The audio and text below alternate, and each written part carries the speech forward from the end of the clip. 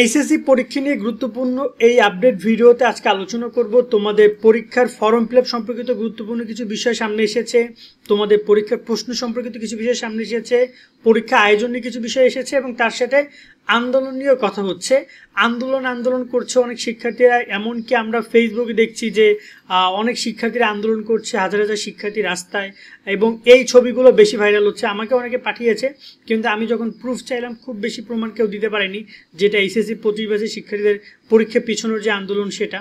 So এই জায়গায় অনেকে আজকে এই যে ফটোকার্ডটা দেখিয়ে গতকালকে আমাকে বলেছিল যে 27 তারিখে অনেক বড় আন্দোলন যমুনা ভবনে সামথিং এটা ওটা।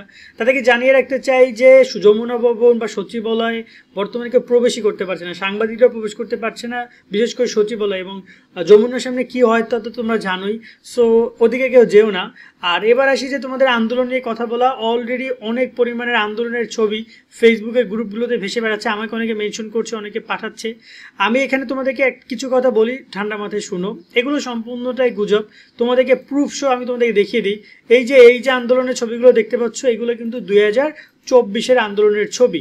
এমনকি কিছু ফটো কার্ড আমাদের সামনে এসেছে, এগুলো বেশিরভাগই 2024 বা বিভিন্ন আন্দোলনের। তোমাদের পরীক্ষা নিয়ে আন্দোলনের ওরকমই কোনো কর্মসূচির কথা আমরা এখনো শুনিনি। হ্যাঁ, হইতে পারে, করতে পারে, বাট আমাদের চোখে এখনো পর্যন্ত সেরকম কোনো কিছু পড়েনি। এই ফার্স্ট বলে রাখি, আন্দোলনের বিষয়টা এরকমের, এগুলোতে কান তোমরা দিও না। তোমরা তোমাদের পড়াশোনার প্রস্তুতি গ্রহণ করো সুন্দর মতো।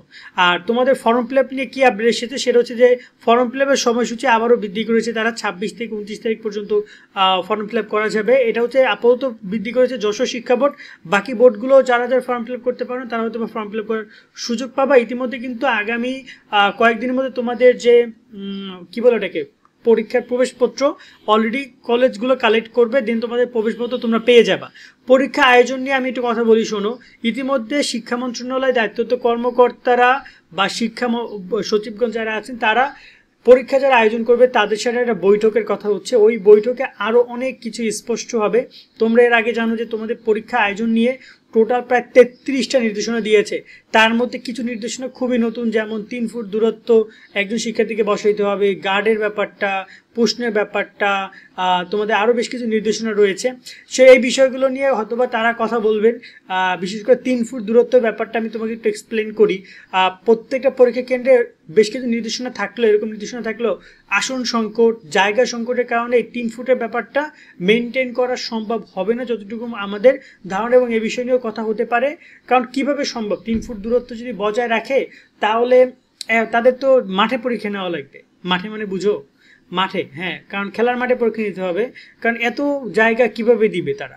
সো এক্ষেত্রে এই বিষয়গুলো তো রয়েছে। সো আমার মনে হয় যে এই বিষয় নিয়ে তার সিদ্ধান্ত হবে, এবং তোমাদের উচিত আন্দোলন যদি করে এই বিষয় নিয়ে কথা বলা, যে পরীক্ষা ব্যবস্থার জন্য পরিপূর্ণ থাকে, কেউ যেন অতিরিক্ত সুবিধা না নিতে পারে, নকল করতে না পারে, প্রশ্ন ফাঁস না হয়, শিক্ষকরা খাতা দেখার ক্ষেত্রে যদি সঠিকভাবে মূল্যায়ন করে। তোমরা তো জানো এসএসসির খাতা দিচ্ছে টিকটকাররা, তোমাদের খাতা যে টিকটকাররা দেখবে না তার কোনো গ্যারান্টি নেই। অফকোর্স শিওর থাকো, অনেক শিক্ষক নিজেরা খাতা না দেখে অন্যদেরকে দেখাবে। এই বিষয় নিয়ে তোমরা প্রতিবাদ করতে পারো। পরীক্ষার প্রশ্ন যেন সহজ প্রশ্নগুলো হয়, একটু তোমাদেরকে অ্যাডভান্টেজ প্রদান করে, এইগুলো নিয়ে কথা বলো। কারণ এগুলো নিয়ে কথা বললে তোমরা মানে নিজেদের মান সম্মান রাখতে পারবা। কিন্তু তোমরা যদি পরীক্ষার পেছনে গত কতগুলো বছর আন্দোলন করেছে পরীক্ষা পেছনের জন্য, ওদের লজিক্যাল ছিল একটা ব্যাপার।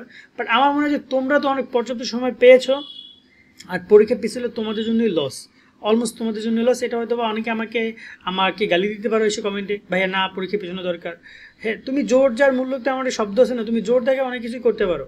বাট বাস্তবিক অর্থে তোমাদের 500-600 পোলাপান যদি তোমরা আন্দোলন করো, তোমাদের উপর কিন্তু 14 লাখ শিক্ষার্থীর ভবিষ্যৎ নির্ধারণ করবে না। 14 লাখ শিক্ষার্থীর ভবিষ্যৎ শিক্ষা মন্ত্রণালয় তোমাদের 500 স্টুডেন্ট বা 1000 স্টুডেন্টের আন্দোলনের উপরে কোনোভাবে প্রভাবিত করবে না। আশা করি বুঝেছো।